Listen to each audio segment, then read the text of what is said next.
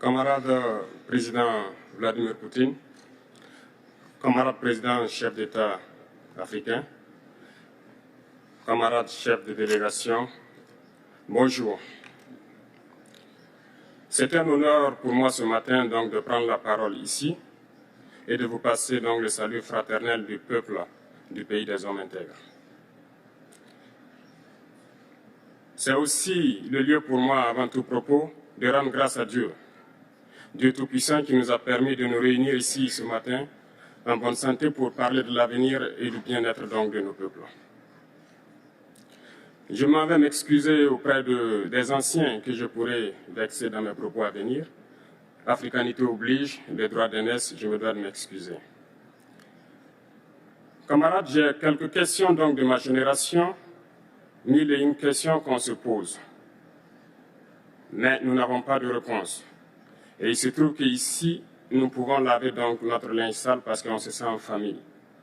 On se sent en famille en ce sens que la Russie est une famille aussi pour l'Afrique. C'est une famille parce que nous avons la même histoire.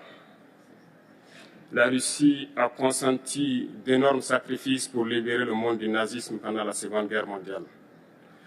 Les peuples africains, nos grands-pères, ont été déportés de force aussi pour aider l'Europe à se débarrasser du nazisme. Nous partageons la même histoire en ce sens que nous sommes les peuples oubliés du monde, qu'ils soient dans les livres d'histoire, dans les documentaires ou films, on tend donc à balayer le rôle prépondérant qu'a joué la Russie et de l'Afrique dans cette lutte contre le nazisme.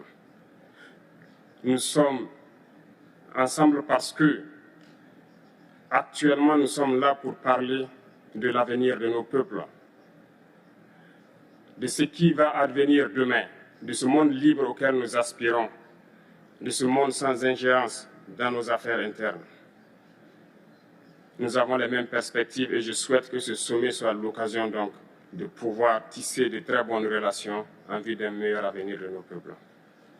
Les questions que mes générations se posent sont les suivantes, si je peux me résumer, c'est de ne pas comprendre comment l'Afrique, avec tant de richesses sur notre sol, avec une nature généreuse, de l'eau, du soleil en abondance, l'Afrique est aujourd'hui le continent le plus pauvre. L'Afrique est un continent affamé. Et comment se fait-il que les chefs d'État traversent donc le monde à mendier? Voici des questions que nous nous posons et que nous n'avons pas de réponse jusque-là. Nous avons l'occasion de tisser de nouvelles relations. Et j'espère que ces relations puissent être les meilleures pour donner un meilleur avenir à nos peuples. Ma génération me charge aussi de dire que, par ce fait de pauvreté, ils sont obligés de traverser l'océan pour essayer de rallier l'Europe. Ils meurent dans l'océan. Mais que prochainement, ils n'iront pas traverser parce qu'ils viendront devant nos palais pour chercher leur pitance quotidienne. Pour ce qui concerne le Burkina Faso, aujourd'hui, nous sommes confrontés depuis plus de 8 ans à la forme de manifestation la plus barbare, la plus violente du néocolonialisme, de l'impérialisme. L'esclavage qu'on tend encore à nous imposer. Nos dévanciers nous ont bien appris une chose. L'esclave qui n'est pas capable d'assumer sa révolte ne mérite pas que l'on s'apitoie sur son sort. Nous ne nous apitoyons pas sur nos sorts, on ne demande pas que quelqu'un s'apitoie sur notre sort. Le peuple burkinabé a décidé de lutter contre l'île terroriste en mesure de relancer son développement.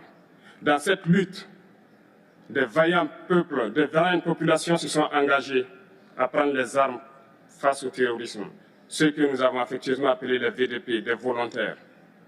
Nous sommes surpris de voir les impérialistes traiter ces VDP de milices et de tout type. C'est décevant, parce qu'en Europe, lorsque des peuples prennent les armes pour défendre leur patrie, on les traite de patriotes.